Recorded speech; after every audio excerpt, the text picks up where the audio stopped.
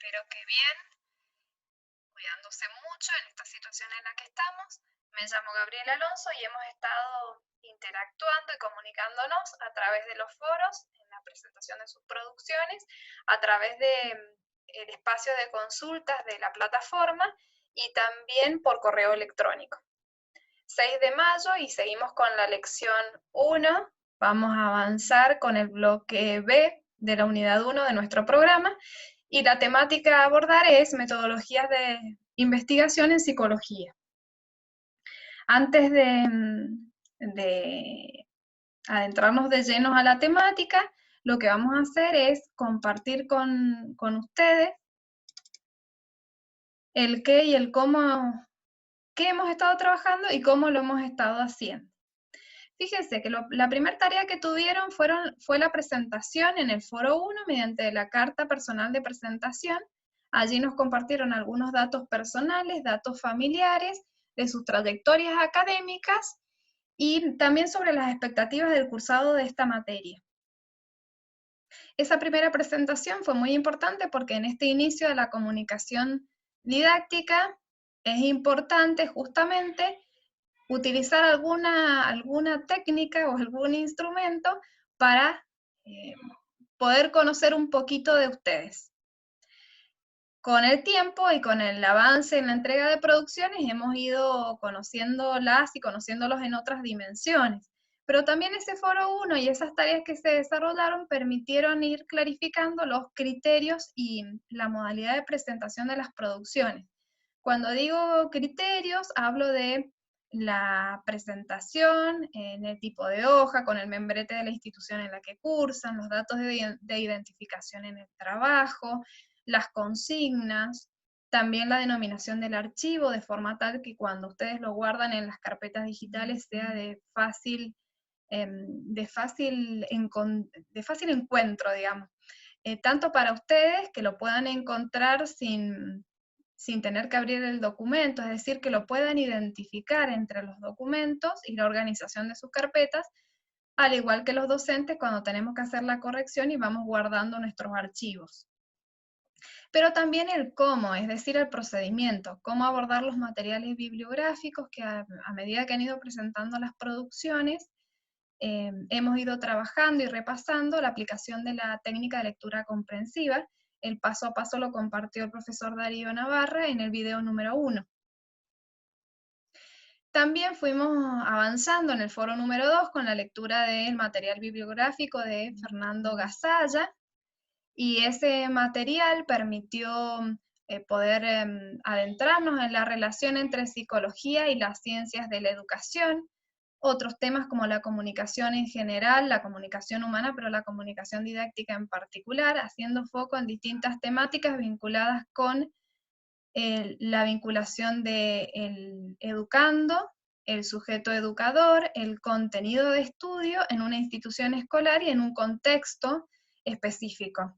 Es decir, que el material de Fernando Gasalla nos sitúa en la educación formal, lo cual no quiere decir que en esto se acote la educación. También el profesor Darío manifestó ejemplos de educación informal, y bueno, también tenemos educación no formal.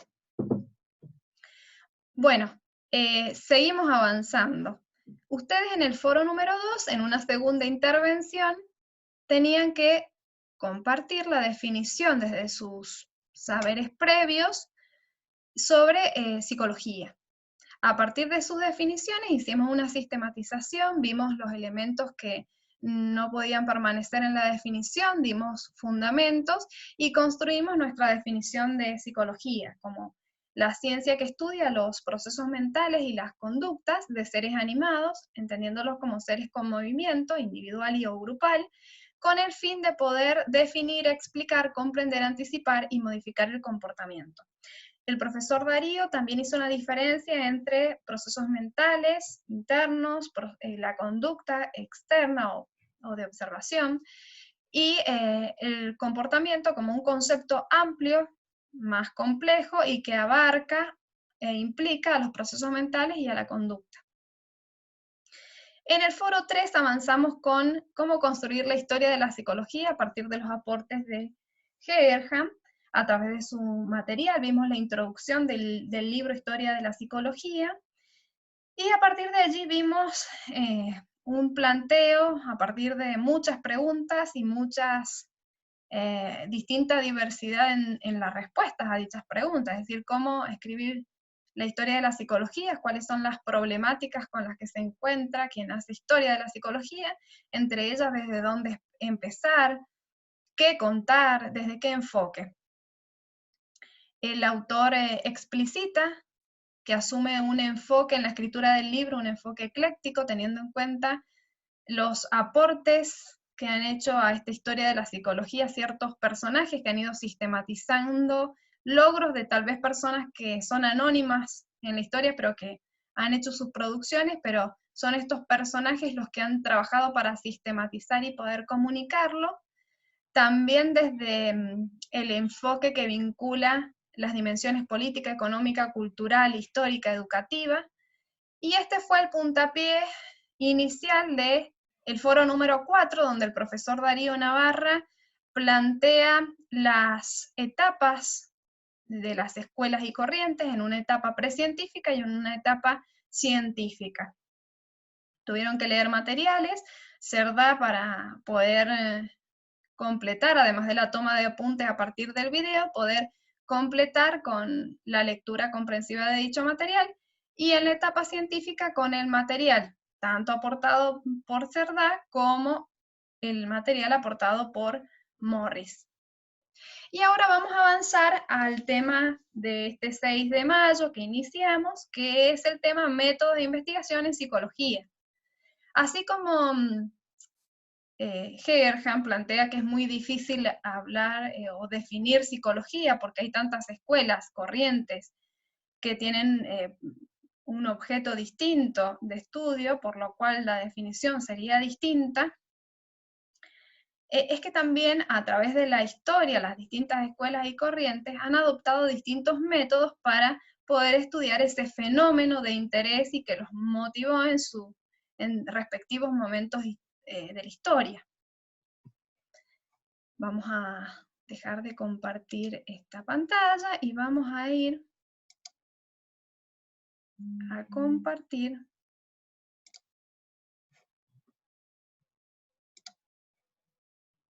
a ver si puedo compartirles el PowerPoint.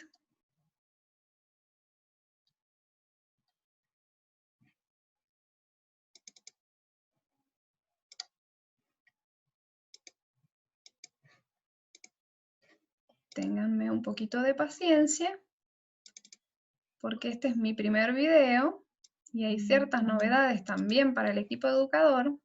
Ahí estamos. Bueno, fíjense, este es un material que ustedes lo que tienen que hacer ahora como tarea es ir tomando notas y apuntes, porque aparecen las ideas centrales de estos materiales bibliográficos y ustedes van a tener que completar. Es decir, yo les estaría presentando el esqueleto de los textos. El esqueleto que ustedes tienen que rellenar a partir de la aplicación de la técnica de lectura comprensiva. El primer material que vamos a abordar, porque van a ser 3, es el de Cerdá Enrique, a partir del libro Una psicología de hoy. Ustedes ya han leído el capítulo 1 y 2, ahora vamos a abordar el capítulo número 3. ¿Qué es lo que tienen que saber? Que el abordaje que hace o el enfoque que plantea es un enfoque clásico de ciencia. Pero nosotros tomamos distintos materiales bibliográficos para mostrarles diversidad, así como también se les ha manifestado la adhesión a un enfoque ecléctico. En este sentido también van a encontrarse con diversidad de materiales que complementan y enriquecen el estudio de algún contenido de la materia. Cuando decimos enfoque clásico, tiene que ver con que ustedes se van a encontrar con la definición de investigación científica y de ciencia, y define a la ciencia como el conocimiento obtenido por procesos sistemáticos o por métodos sistemáticos para la obtención, obviamente, de ciertos conocimientos verdaderos. Actualmente no hablamos de conocimientos verdaderos, sino de conocimientos ciertos, cierto hasta que se demuestra lo contrario, que es un poco lo que hemos estado abordando en el material de Historia de la Psicología de Hegerham, cuando plantea que los conocimientos van modificándose a lo largo de la historia a través del surgimiento de nuevos paradigmas de investigación y de distintas escuelas y corrientes. Entonces, ustedes tienen que saber que la definición más adaptada al paradigma actual es que ciencia es el conocimiento racional, verificable, falible, obtenido a través de métodos sistemáticos, a partir de la observación metódica y del razonamiento que generan o permiten la producción de ciertos principios, leyes y derivación en teorías. Dicho esto, vamos a avanzar y les voy a comentar cómo empieza la introducción de este material Cerdá. Plantea cómo el saber psicológico, antes de que la psicología se declarara como una ciencia en 1879, como con anterioridad el acervo aparecía en el campo de la filosofía, y cómo los métodos utilizados para poder abordar estos fenómenos tenían que ver con métodos especulativos, es decir, métodos que no estaban controlados estrictamente o con el rigor o con cierto rigor, sino más bien se trataban de observaciones aisladas y a veces observaciones que tenían que ver con registros literarios.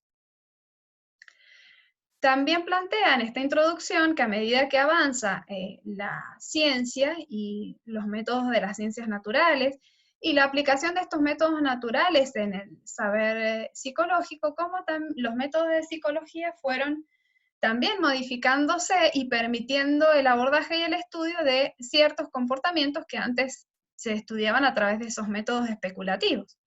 El tema que plantea Cerdá es hasta qué punto o en qué dimensiones no es posible aplicar el método científico para entender ciertos fenómenos psicológicos del comportamiento, y cómo es necesario en muchos casos para abordar ciertos fenómenos psicológicos retomar o recuperar esos métodos de carácter especulativo. También hace el planteo de cómo muchos saberes que aparecían en las escuelas precientíficas o escuelas y corrientes precientíficas y que aparecían en obras literarias y que fueron fenómenos de interés, por ejemplo, ciertos aspectos que hoy son parte de la ciencia de la medicina, pero que también en su momento fueron estudiados por ejemplo, por Aristóteles, que también estudió muchas temáticas vinculadas con el funcionamiento del sistema biológico. O como actualmente tenemos la meteorología, y como en su momento fue de interés también para los filósofos. Entonces, estas temáticas que aparecen en obras filosóficas, cómo son recuperadas y se han ido transformando en disciplinas o ciencias. ¿Qué es importante que tengan en cuenta cuando aborden los materiales? Hay distintos materiales, son 3, y presentan distintos enfoques, lo hacen desde distintos paradigmas, y también a veces utilizan las mismas palabras, bien digo, como en algunos casos los mencionan como métodos y en algunos otros casos como técnicas. Es decir, por ejemplo, Cerdá toma como un método de investigación la observación, y lo van a encontrar en Colás Bravo Pilar, lo van a encontrar como un instrumento, una técnica de investigación. Entonces, fíjense cómo los mismos términos son tomados como métodos o técnicas en distintos autores. Y les digo esto para que estén atentos a la hora de hacer las lecturas y de ir completando estos esqueletos que les estamos presentando. Bueno, método. El método es el recorrido, el camino que va a hacer el investigador para poder estudiar su objeto de estudio o el fenómeno a indagar.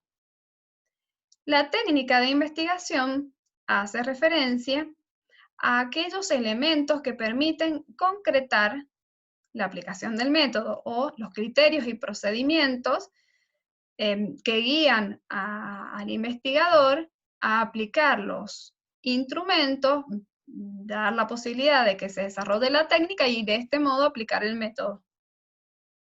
Y el instrumento son dispositivos mucho más concretos y son dispositivos que permiten instrumentar la técnica. Entonces, métodos. Hay dos grandes clasificaciones. Por ejemplo, el método cualitativo y el método cuantitativo, el método deductivo, el método inductivo. El método cualitativo es un método que se utiliza para estudiar muestras de sujetos no tan grandes, pero porque la intencionalidad es poder comprender ciertas situaciones y ciertos fenómenos. En cambio, en el método cuantitativo, que lo podemos relacionar, por ejemplo, con una investigación censal, donde se aplica a un número importante de la población, pero los datos o las descripciones que se reportan son, como ya lo dije, una descripción del fenómeno, pero esa descripción no arroja las razones o el por qué o no profundiza las posibles causas que se ponen en juego para que eso esté sucediendo. Si nosotros elegimos al método cualitativo para investigar, por ejemplo, el comportamiento de un grupo de estudiantes de primer año de ciencias de la educación en situación de pandemia, tenemos que, es decir, método cualitativo, quiero comprender la situación de este grupo de estudiantes. Técnicas de investigación, y yo puedo aplicar como técnicas, entrevistas, si estuviéramos presencialmente podría utilizar la observación, también puedo utilizar como técnicas sus carpetas o registros de producciones. Es decir, las técnicas son aquellos elementos, aquellos criterios que permiten operativizar y desarrollar el método. Ahora, instrumentos. ¿Qué es? Y es mucho más específico. Un instrumento es un dispositivo concreto que permite operativizar la técnica. Entonces, si yo quiero aplicar una entrevista para conocer el comportamiento de los estudiantes de primer año de Ciencias de la Educación, el instrumento va a ser la guía de preguntas que podría ser que yo se las presentara en una situación presencial en formato papel. Como estamos trabajando a la distancia, la entrevista o esas preguntas debería ser volcado en un formato digital y a ustedes les podría llegar para completar a través de un Google Drive o a través de sus correos electrónicos y demás. Entonces, fíjense como un método cualitativo que busca comprender ciertos fenómenos, en este caso, el comportamiento de los estudiantes de primer año de Ciencias de la Educación, las técnicas que permiten operativizar ese método. Yo dije técnicas para poder comprender este fenómeno, podría ser la observación, pero en este caso yo no tengo la posibilidad de hacerlo presencialmente, así que sería la aplicación, por ejemplo, de una entrevista, la aplicación o al pedirles producciones, el análisis de esas documentaciones.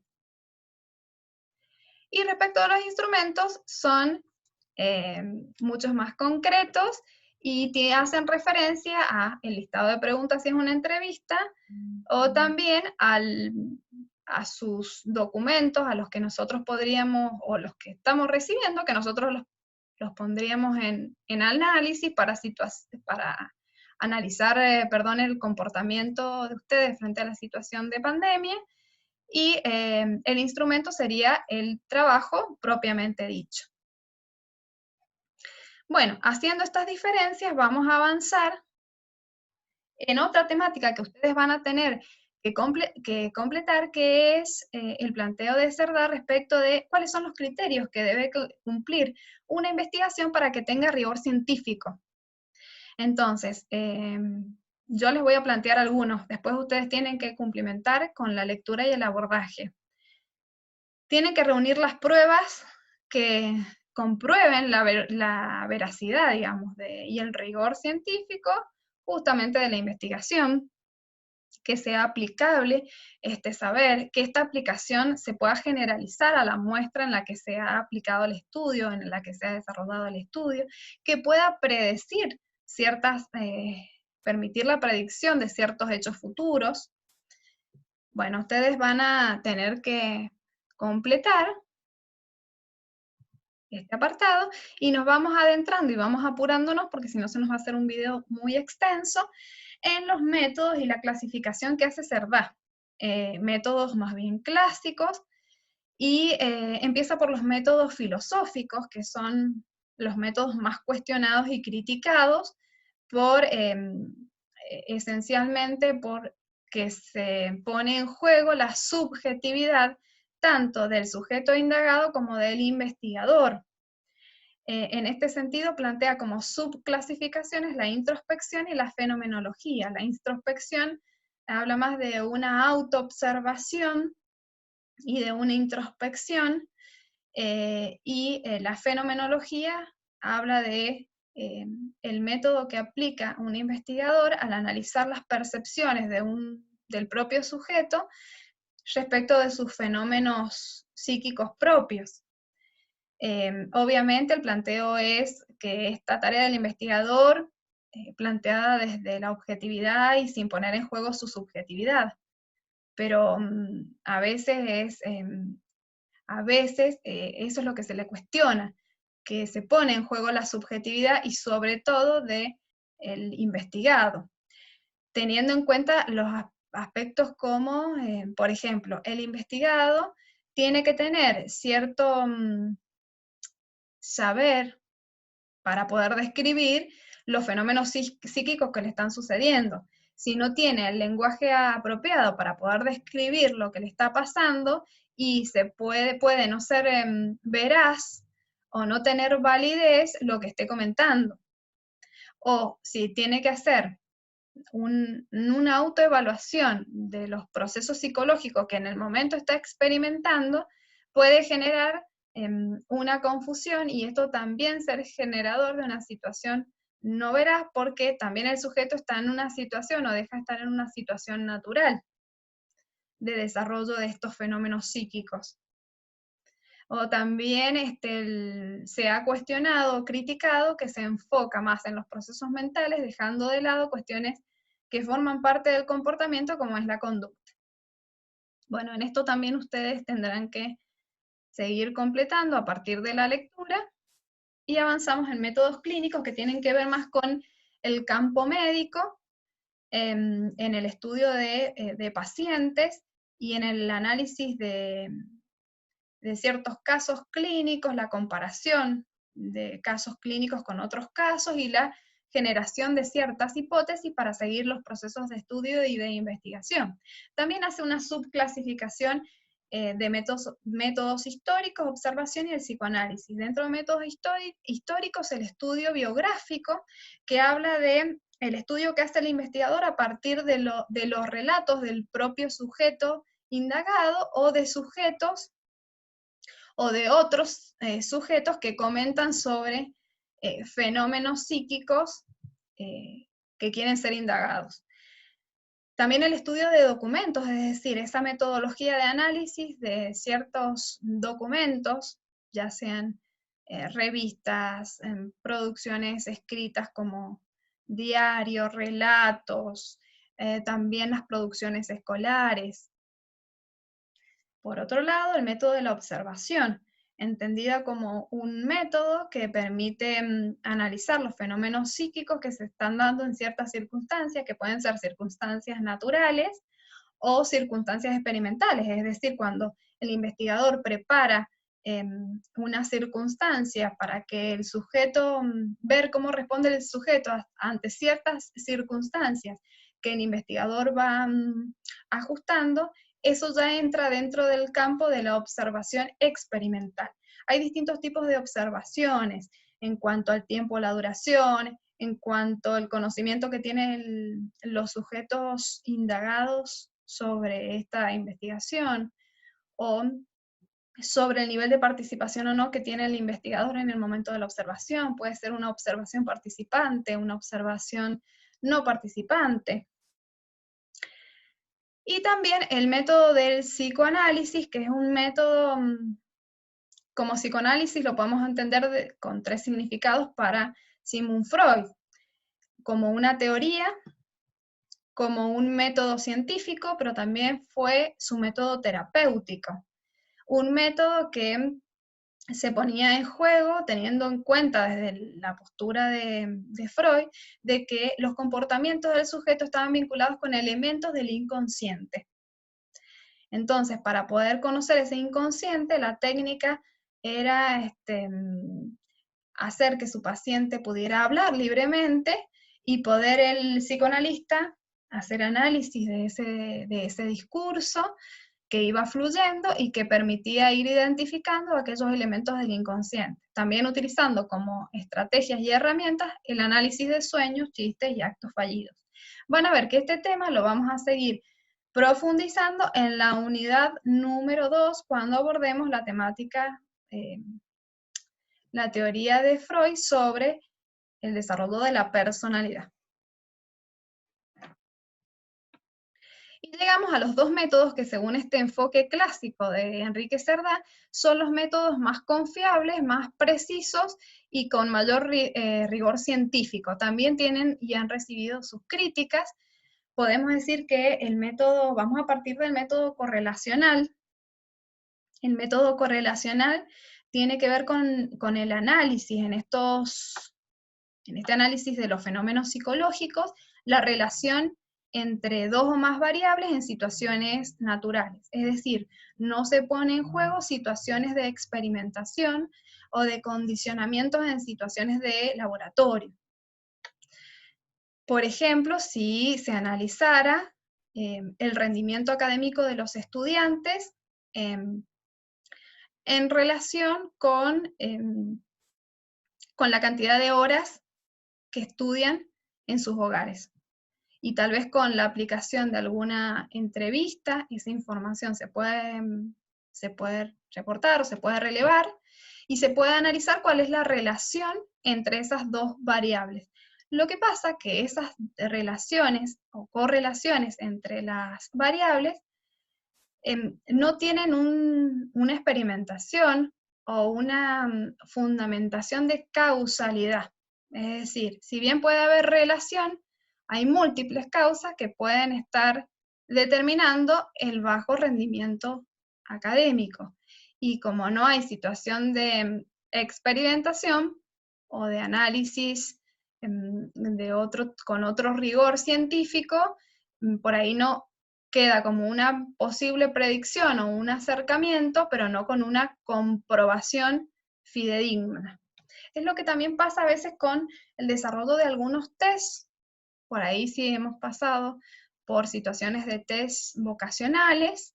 Si bien permiten relacionar o poner en correlación ciertas habilidades, capacidades y competencias con algún ámbito laboral o con alguna profesión, si bien hay una posible predicción, pero no hay algo cierto ni exacto ni con rigor científico.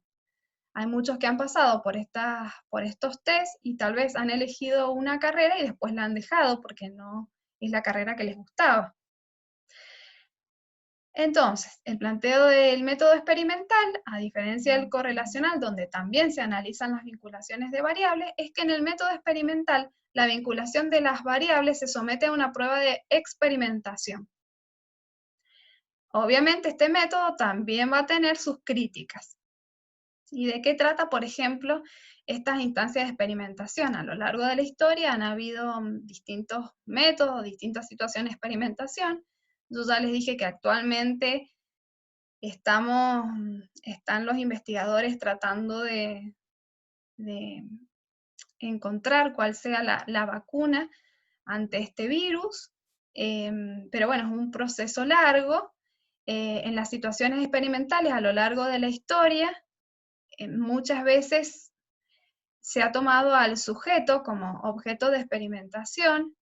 En cierto momento, en 1948, en París, cuando se declaran la protección a los derechos humanos, también cambia el estilo de investigación, porque se investigaba con humanos, cayendo en el riesgo ético de perjudicar a ese sujeto, y a partir de ese hecho, bueno, ya las posibilidades de trabajar con humanos cambió bajo ciertas pautas de protección.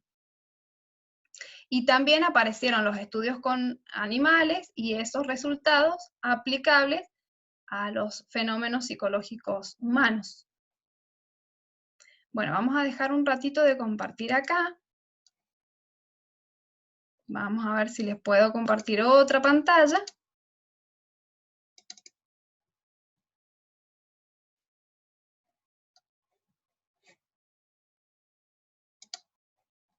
A ver.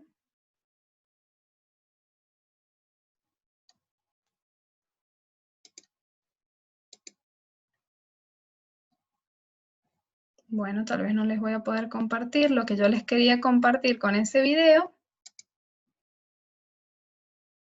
Lo que les quería compartir con el video es un experimento que hizo en su momento Watson, que es representante del conductismo y que Darío se los presentó como representante en dicha corriente.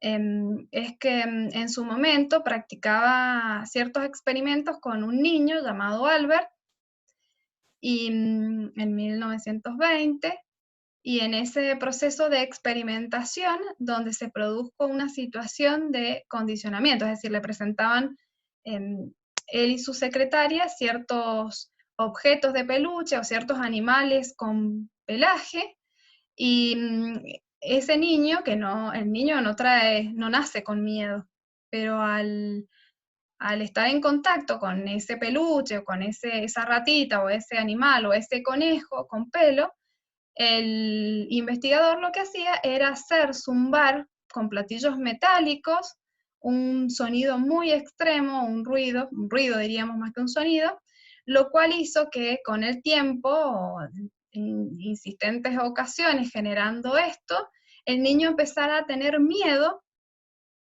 a esa ratita, pero no solamente a la rata, sino a todos los objetos o animales con cierto pelaje o con ciertas características similares a esa situación. Y eso fue una situación de condicionamiento y de ponerlo en una situación de experimentación al niño. Después fueron generando técnicas para que se eliminaran esas fobias, es decir, como el contraproceso, es decir, acercarle a los sujetos el animal sin generar estos sonidos para que se dieran cuenta que no pasaba nada. Pero esto no lo pudo hacer con el niño Albert porque la familia se trasladó, dejó de vivir en esa comunidad y no se supo nada más sobre el niño. Entonces psicológicamente tampoco se supo cuáles fueron las consecuencias psicológicas a partir de esa situación de miedo generada por un experimento. Entonces, fíjense cómo eso es un ejemplo de situación de experimentación donde ante una situación X que estamos observando genera una hipótesis, esa hipótesis genera distintas variables, una variable independiente, que es la que manipula el experimentador, y una variable dependiente. Cuando hablamos de variable independiente, es la variable que es manipulada por el experimentador. Sería, cuando digo manipulación, es que se generan condiciones distintas para ver qué genera en el sujeto que están investigando. Entonces, el niño Albert no nació con miedo. El miedo fue generado.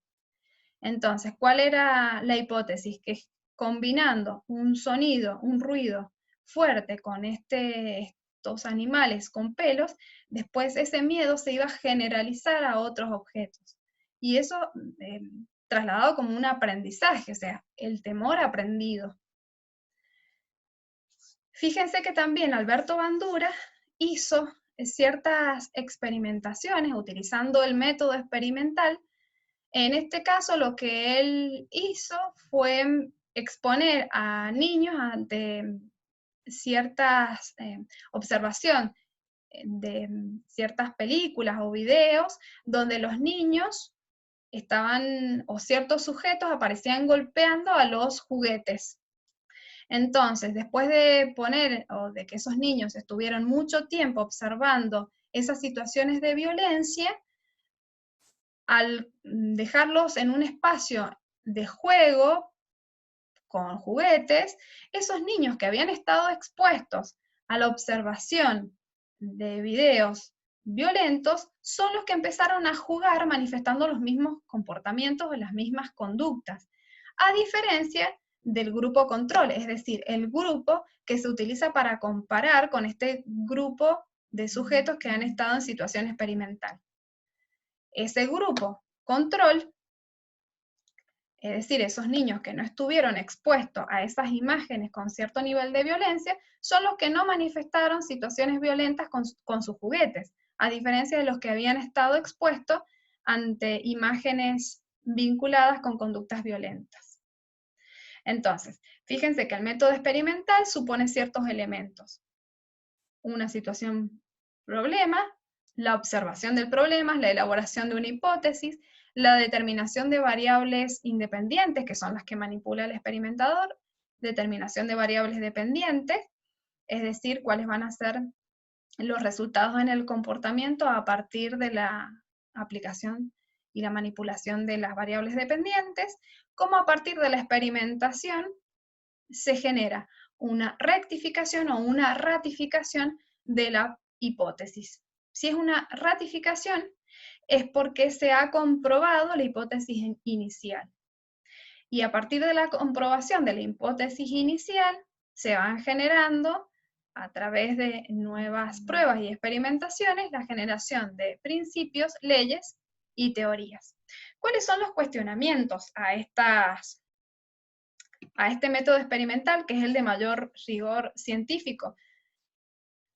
Primero, que los sujetos se ubican en una situación experimental de laboratorio, es decir, que ya no están en condiciones naturales. Es decir, los fenómenos o los resultados obtenidos también estarían un poco distorsionados porque las condiciones dejan de ser las condiciones naturales en las que el sujeto vive y desarrolla su vida. Por otro lado, comprender que se hace también un análisis reducido o acotado de las dimensiones del sujeto, porque lo que se analizan son dos variables, o una variable dependiente, unas variables independientes o manipulables y las variables dependientes. Pero el comportamiento del sujeto tiene múltiples causas y lo que se le critica al método experimental es el estudio de un fenómeno acotado o disminuido a una dimensión cuando el sujeto es un ser complejo e integral. Nos vamos a ir a compartir pantalla. Bien, y nos vamos a seguir avanzando en las diapositivas, esto ya lo pasamos. Y fíjense que acá se van a encontrar con un cuadro sinóptico que esquematiza el esqueleto del material de Cerdá Enrique. ¿Qué es lo que tienen que hacer ustedes ahora? Abordar el material, leerlo, aplicar lectura comprensiva y poder ir completando este esquema.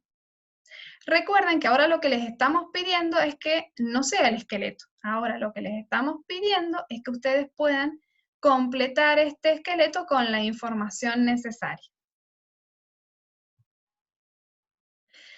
Ahora les voy a presentar otra metodología. Vieron que yo al principio, cuando tuve que diferenciar métodos de técnicas e instrumentos, les dije que para estudiar el comportamiento del grupo de primer año de Ciencias de la Educación, íbamos a utilizar el método cualitativo para poder comprender profundamente todas las dimensiones del comportamiento de los mismos en una situación de estudio y en un contexto de pandemia. Bueno, lo que voy a presentarles ahora no son métodos clásicos ni de corte o características más bien vinculadas con la descripción. Ahora lo que les voy a plantear es este tipo de métodos cualitativos que pueden tener distintas intencionalidades. Los métodos cualitativos pueden tener la intencionalidad de interpretar la realidad o de incrementar el conocimiento sobre un fenómeno de estudio, o poder generar estos procesos cualitativos de investigación para el cambio y la transformación social. También el material de métodos y técnicas cualitativas de investigación de María Pilar Colás Bravo presenta técnicas cualitativas de recogida de información.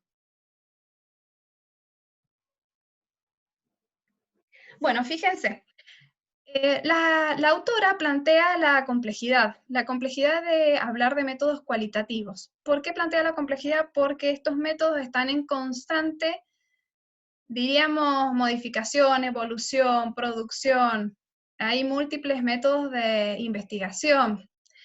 También los métodos cualitativos son muy diversos y se van ampliando a partir de las distintas disciplinas. Es muy difícil la clasificación, también la clasificación tiene que ver con quiénes sean los autores y desde qué posturas y posicionamientos también va variando la clasificación. Sin embargo, tienen cuestiones en común, que es presentar la posibilidad a la investigación científica de una orientación cualitativa que tenga una mirada en la descripción más profunda y de las distintas dimensiones de un fenómeno psíquico. Por lo primero que vamos a empezar es yo les hablé de investigación cualitativa para interpretar y conocer o ampliar los conocimientos de un fenómeno, o la investigación cualitativa o métodos cualitativos de investigación para el cambio social. Ahora lo que están viendo en la pantalla, en la diapositiva, son los métodos cualitativos para la interpretación y el conocimiento sobre un fenómeno educativo. ¿Sí? Entonces aparecen el método de grupo de discusión, la fenomenografía, el estudio de casos, el método clínico, el método etnográfico. Hay cuestiones en común de estos métodos, ya lo común lo planteamos, es decir, poder profundizar en las distintas dimensiones de un fenómeno a ser estudiado, estudiarlo profundamente en su contexto específico. El grupo de discusión tiene que ver con que la posibilidad de poder relevar la información analizada a partir del discurso de quienes integran un grupo de discusión. Es decir, si un grupo de discusión lo integran entre 5 a 10 personas que se reúnen guiadas por un investigador que tiene que tener en cuenta ciertos criterios para generar ese grupo de discusión, el lugar donde se va a desarrollar, las condiciones previas que tiene que generar, tanto del espacio, pero también de informar para qué es el estudio, para que también quienes aportan puedan hacerlo desde la confianza y para la producción. Este grupo de discusión tiene para el investigador la finalidad de poder relevar a partir del análisis de los discursos, y de los discursos entendidos como aquellos que tienen toda una connotación y que se enmarcan en un contexto histórico, político, cultural, educativo específico, y que el resultado de esa discusión y de las reiteraciones que se vayan dando en el análisis del discurso también muestran un saber enmarcado justamente en esa mirada ecléctica que nosotros habíamos manifestado, ¿sí? La fenomenografía tal vez no utiliza el mismo recurso que el grupo de discusión. La finalidad es poder comprender o un fenómeno o una situación de estudio en profundidad, pero tal vez el observador no se involucra con la situación, pero sí aplica distintas técnicas y distintos instrumentos para relevar la información que le permitan conocer las percepciones de los mismos actores de la situación. El estudio de casos tiene que ver con un método que también busca comprender el fenómeno en profundidad, pero tiene que ver con el estudio o la población estudiada. Es decir, hace referencia a la cantidad de casos que se van a estudiar. Por decir, bueno, vamos a estudiar del grupo de ciencias de la educación de primer año, aquellos casos que están, o situaciones en las que están recursando los espacios de primer año. Entonces, no se estudia toda la muestra, se estudian la situación o las condiciones de algunos de los casos. Método clínico hace referencia a métodos más bien vinculados con, como la palabra lo dice, el ámbito de la medicina, pero en el ámbito educativo se puede aplicar a la psicopedagogía, digamos, o como lo dije en algún momento, en algunos tests que se aplican en el ámbito psicopedagógico, y bueno, que pueden tener que ver con distintas dimensiones de la personalidad, o de la voluntad, de la inteligencia, de la motivación, la creatividad. Pero tiene que ver más con la aplicación de ciertos tests vinculados con algún caso. Fíjense cómo se van relacionando entre sí. Y cómo tienen muchas cuestiones que son similares. En todos los casos lo que se busca es comprender un fenómeno profundamente. Por ahí en el método clínico podría ser en el sistema educativo cuál es la manifestación o el comportamiento de un sujeto en alguna situación específica, como podría ser una situación médica vinculada con cierto proceso escolar. Por ejemplo, no sé, situaciones de epilepsia y el rendimiento académico del estudiante. Respecto del método etnográfico, es un método que tiene la misma finalidad que los anteriores, comprender en profundidad, pero trae una innovación o trae algo distinto vinculado con la tarea del investigador. El investigador se integra al fenómeno educativo a analizar, es decir, su vida, la vida del investigador, forma parte de esa escena que va a estudiar. Es decir, si quiero estudiar cómo vive una comunidad del secano en los tiempos en las que la escuela se alberga, el docente, para poder investigarlo, no lo va a hacer a partir de una entrevista o de una encuesta o de una observación de un día en el que va un día, 2, 3, 10 y se retira. El método etnográfico implica que el investigador vive la situación, la vida cotidiana de esos sujetos a los que está indagando o las situaciones que se están indagando. Entonces, si quiero desde un método etnográfico conocer cómo se desarrolla la vida escolar en las escuelas del secano o de las zonas no irrigadas, como se dice actualmente, de la Valle, bueno, entonces el investigador tiene que vivenciar la semana escolar o el periodo en el que están vivenciando los estudiantes la albergada en la escuela. Bueno, ustedes en cada uno de estos métodos van a encontrar las distintas características, van a encontrar los distintos aspectos que tiene que tener en cuenta el investigador antes de aplicar el método, durante y al cerrar estos métodos. Tienen que tener en cuenta que en cualquiera de los métodos hay algo que siempre tiene que tener en cuenta el investigador, que es poder desarrollar los 3 momentos. Es decir, el momento de entrada al campo, el momento de permanencia y de retiro al campo. Antes de entrar al campo, y tiene que presentarse y tiene que conocer y tiene que dar a conocer cuáles son sus objetivos de investigación o por qué está allí y para qué, porque eso es lo que genera la confianza y la apertura de los sujetos que van a formar parte del proceso de investigación. Durante la estadía también tiene que presentarse ciertas características que generen la confianza, la confidencialidad y el desarrollo de ciertas técnicas, estrategias y recursos para que pueda fluir el proceso de investigación, pero siempre respetando a los sujetos y a las situaciones en las que se está investigando.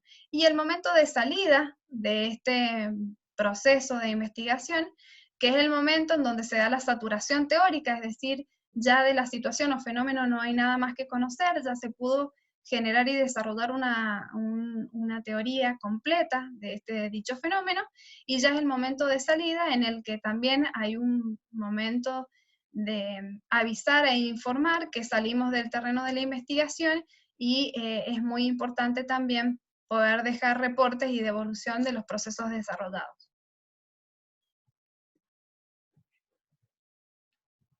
Bueno, fíjense, nosotros ya estuvimos hablando de los métodos cualitativos de investigación para conocer más, para ampliar el conocimiento, para interpretar los fenómenos.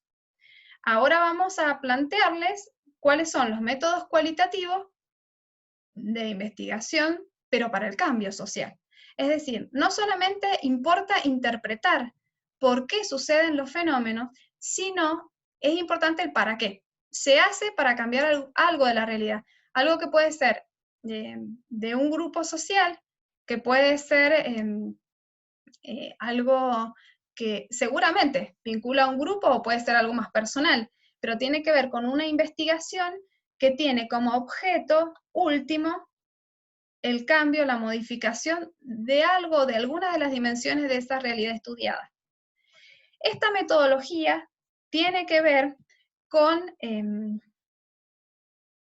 el surgimiento de métodos en el marco del desarrollo de la Escuela de Frankfurt, en Alemania. Ciertos investigadores generan un instituto de investigación social, por allá por 1923, 1930, donde se da todo el movimiento nazi, lo cual genera que muchos de estos investigadores tuviesen que escapar, digamos, y que muchos de ellos llegaran a Estados Unidos.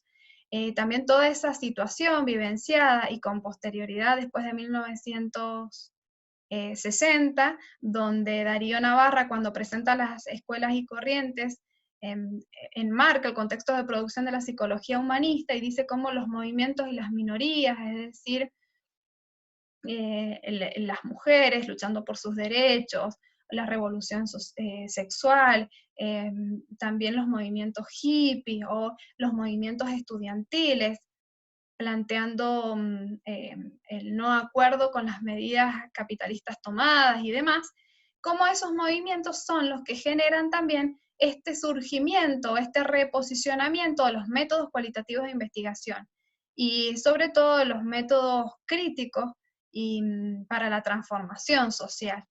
Es decir, el poder analizar la inteligencia que había sido tan valorada, o la razón como algo de tanto valor para el progreso social, y que en definitiva terminó generando la Primera y la Segunda Guerra Mundial. Hoy también podemos pensar lo mismo respecto de esta situación de pandemia, ¿no?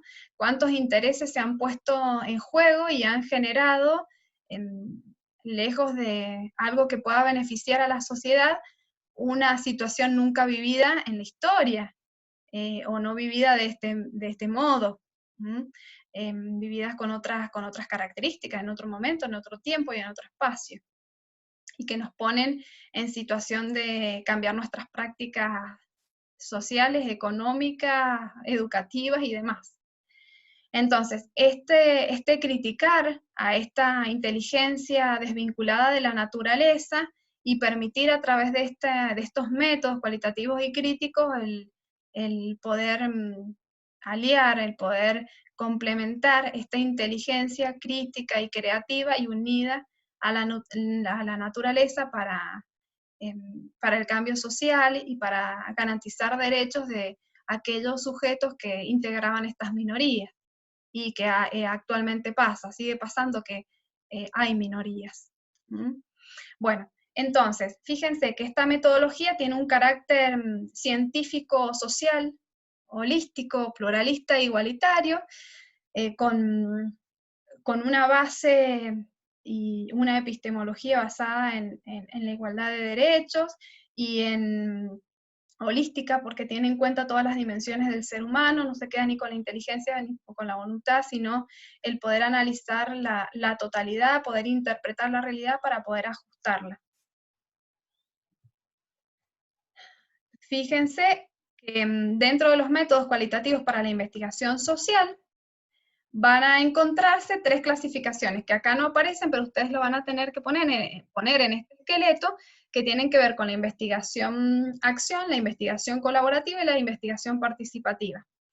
Son 3 tipos de investigaciones que tienen que ver con la interpretación y el cambio social, y tienen características de venir con toda la intencionalidad de resolver o solucionar un problema, de involucrar a los sujetos que forman parte de esa situación a resolver, es decir, no viene un externo a investigar y a solucionar el problema, sino que pueden venir externos, pero quienes están participando activamente son los mismos involucrados en la situación problemática, también con ciertos momentos de la investigación, como son la planificación, el desarrollo de ese plan de acción, la reflexión, digamos, el análisis de lo sucedido, la reflexión, y la vuelta nuevamente con lo que sería el diagnóstico, la planificación, los nuevos procesos o planes de acción, y las reflexiones para obtener teorías, y así sucesivamente en un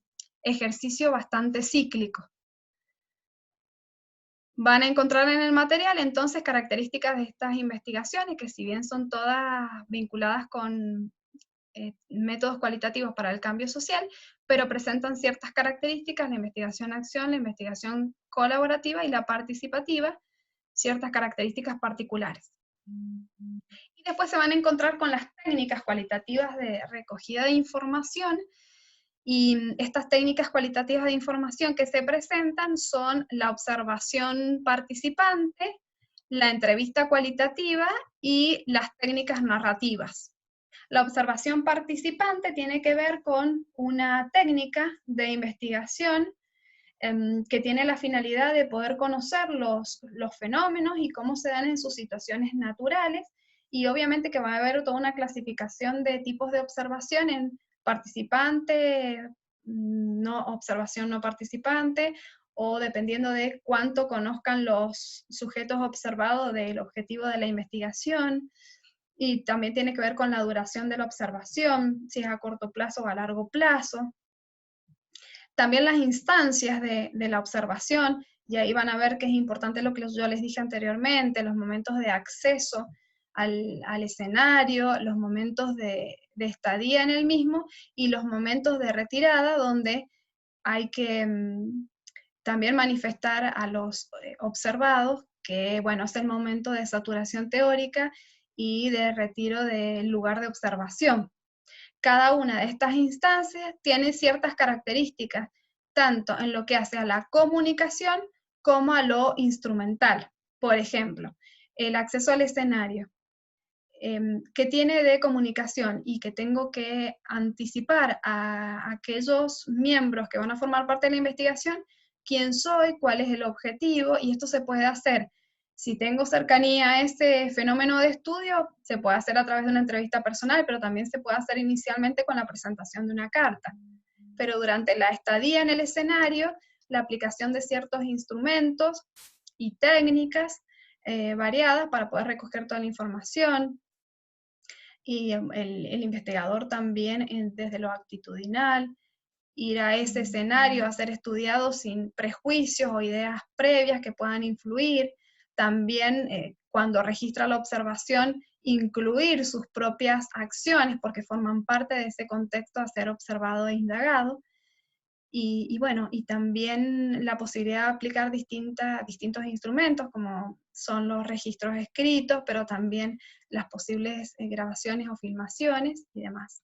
Y el momento de retirada, que bueno, cordialmente tenemos que informar que nuestra estadía en el lugar de investigación está terminando, cuáles han sido los procesos, y también mostrar un poco las producciones alcanzadas en esta estadía. La entrevista cualitativa, a diferencia de la observación, que se desarrolla en la instancia donde naturalmente se producen los fenómenos a estudiar, es una situación artificial que se genera porque es un encuentro cara a cara donde el investigador hace una serie de preguntas al sujeto, y puede ser esa entrevista grupal, puede ser individual, dependiendo de qué es lo que queremos investigar. También tienen que tener en cuenta cuando hagan la lectura los procedimientos metodológicos, es decir, los procesos de interacción y los momentos de acceso, durante la entrevista y el registro durante la misma y posterior a la misma. Y las técnicas narrativas, que son técnicas que se han empezado a desarrollar con mayor énfasis en el ámbito educativo a partir de 1980 y tiene la finalidad también de hacer foco en aquellos procesos o fenómenos de sujetos particulares, y hay también una gran diversidad. Van a ver que el relato de vida, que es el relato que el propio sujeto construye, a diferencia de la historia de vida, que es un relato construido por el investigador a partir de recurrir a distintas técnicas y distintos instrumentos, como podrían ser no solamente una entrevista al sujeto del cual voy a escribir una historia, sino también recurrir a su diario, a sus producciones escolares, y también poder contar con qué cuentan otros sujetos sobre este sujeto del cual voy a narrar la historia. Bueno, fíjense que hasta acá hemos llegado con los métodos cualitativos de investigación planteados por Pilar Colas Bravo. En métodos cualitativos de investigación, lo que tienen que hacer con este esqueleto es completar con la información que ustedes van a ir analizando a partir de la aplicación de la técnica de lectura comprensiva. Y finalmente van a abordar nuevamente, porque ya lo han hecho, ya el análisis y los pasos de lectura comprensiva ya lo deberían haber realizado. Es el material de Morris, Psicología, el capítulo 1, donde plantea métodos de investigación en psicología y hace una clasificación y habla de la observación natural, del estudio de casos, de la encuesta, de la investigación correlacional y de la investigación experimental. La investigación por métodos múltiples, y va a mencionar los métodos múltiples porque como todos los métodos antes mencionados tienen sus ventajas y sus desventajas, que es lo que ustedes tienen que identificar, plantea un abordaje de un fenómeno a partir de la aplicación de distintos métodos de abordaje. También van a ver que hay distintos ejemplos de situaciones experimentales. Allí les va a presentar el caso de 1963, se publica una investigación de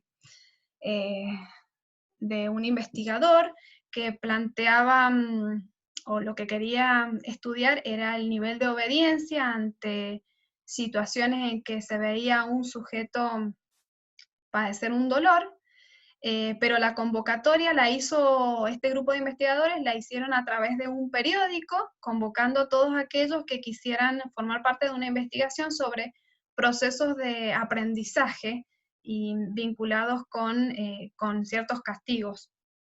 Entonces, bueno, allí se presentaban todos aquellos que querían ser parte de ese proceso de investigación, y bueno, los recibía el investigador y les planteaba que había una máquina, un aparato que descargaba ciertas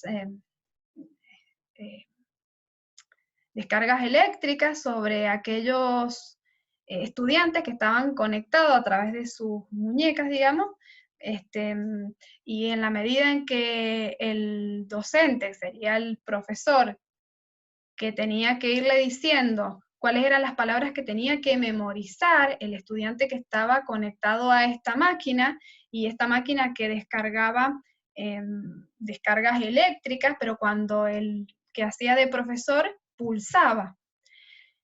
Entonces, cada vez que la persona que había asistido a la investigación para ayudar en este proceso, en el que si el estudiante no repetía de memoria el listado de conceptos o de palabras, pulsaba la persona y descargaba, hacía descargas eléctricas. Entonces, el estudiante manifestaba cada vez más dolor ante esa situación. Y eso se repetía reiteradamente, y la cantidad de pulsiones aumentaban, también las descargas eléctricas, hasta que, bueno, quedaba en una situación hasta de pérdida de conocimiento aquel estudiante que estaba en esa situación. Pero que el que hacía de docente y que pulsaba no dejaba de hacerlo porque el investigador le planteaba que era muy importante ese proceso porque estaban llevando a cabo la investigación sobre el aprendizaje en relación con esos refuerzos negativos, ¿no? Que eran las descargas eléctricas.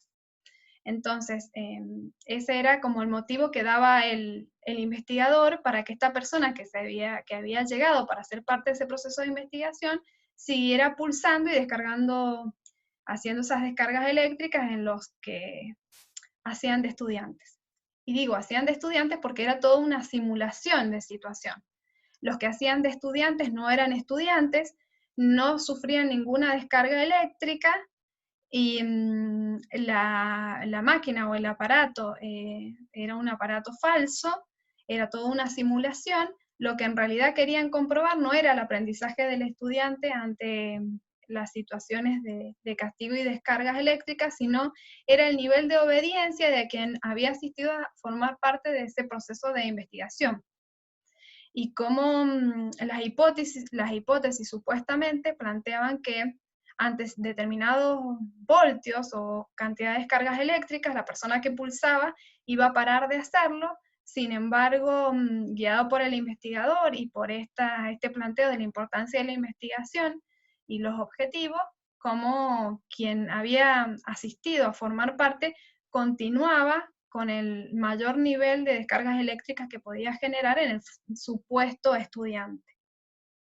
Entonces también después pusieron o cuestionaron éticamente esa situación de investigación, primero porque la persona que había asistido al proceso de investigación obviamente se le había mentido en todas las dimensiones, y también sufría durante los momentos en que pulsaba y generaba las descargas eléctricas en los que supuestamente eran estudiantes, sudoración, estados nerviosos alterados, y bueno, entonces también después a nivel asociación americana de psicología lo cuestionaron, y es la asociación que todos los años revisa las normas éticas, y en 1963, a partir de la publicación de esa investigación de Milgram, plantearon de que, bueno, que tenían que revisar este código ético de investigación, porque aquel que formaba parte de un proceso de investigación tenía que conocer cuáles eran los objetivos,